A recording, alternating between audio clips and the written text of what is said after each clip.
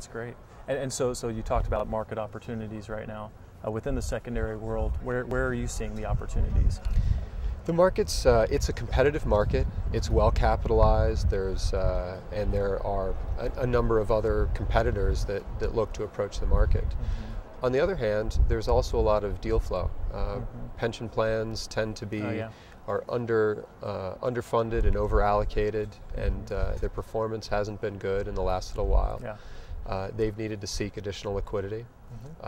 Banks and financial institutions have also had their balance sheets haven't been in great shape, so they've been selling non-core assets, which is a lot of their private equity. Yeah. So there have been a lot of transactions, about 14 billion traded hands in the first half of this year, 20 billion last year. I expect that by the end of this year we'll be over 20, whether it's 25, whether it's 30, whether it's 35. I don't know. We'll see. But it's been a robust year. So I give that as a backdrop in saying that the way that we've approached the market is to look at specific opportunities. We target looking at trends, looking at themes in the market, identifying specific assets and specific exposures that we're excited about, and then pursue those, which is a little bit different than a traditional secondary strategy, which is to buy portfolios and you diversify your risk through a diversified portfolio, and it's kind of the law of large numbers. Yeah, so you're a little bit more of a concentrated, focused, targeted approach to secondary investing. So we look to mitigate risk through doing deeper diligence and taking a thematic approach to identifying specific assets that we want to make sure and acquire. Well, that's great. Can you share a specific theme that you're playing right now? Or is that? Sure. I'll use a generalized theme. Growth would be an interesting theme. Now, it's a little bit flavor of the month. A lot of people want to subscribe to growth funds and the like, but from a secondary standpoint, there's a particular angle to it in that the market is paying a premium for growth. Why? GDP is low, recession is looming, there's not a lot of growth in the market, and so where there's growth, people are really paying a premium. Now, going in as a primary investor and needing to pay that premium to acquire a company, it can be a little bit scary because there's a lot of execution risk, and then on the other end, when you're looking to sell it, is the market going to pay the same multiple premium to be able to exit that company?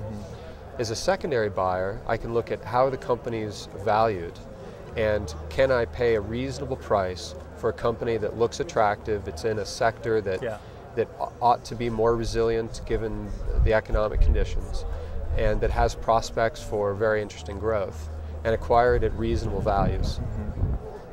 So this is one angle. One of many themes. Well, thank you so much for being with us. Sure. Just one question in closing. Our viewership is mostly students.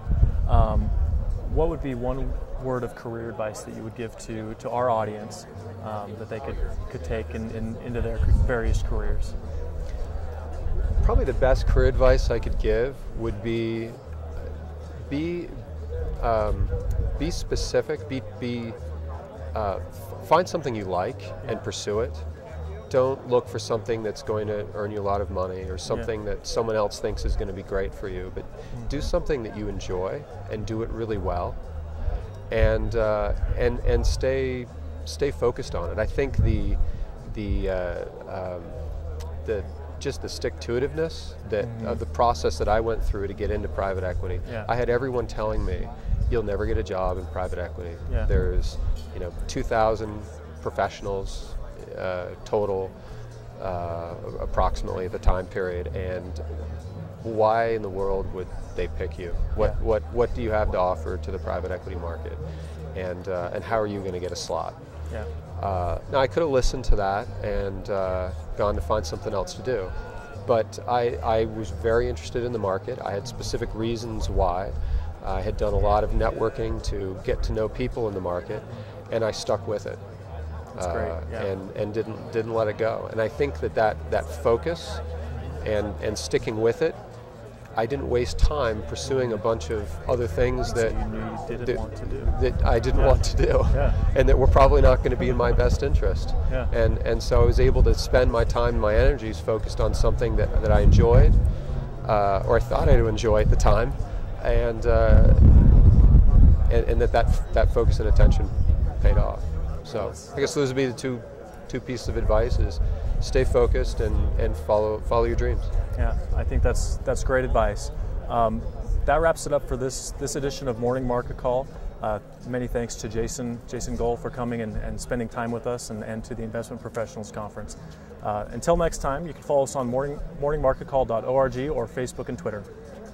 MMC is brought to you by the Marriott School of Management in association with the Brigham Young University Department of Communications. MMC is made possible by a generous donation from Larry Tasjan and Gary Williams, and is produced by Rhett Weller, Todd Castagna, Mason Chin, Joel Toby, and Sabrina Beck, with line producing by Beth and Brian Grimmett. For more information, find us on Twitter or at morningmarketcall.org.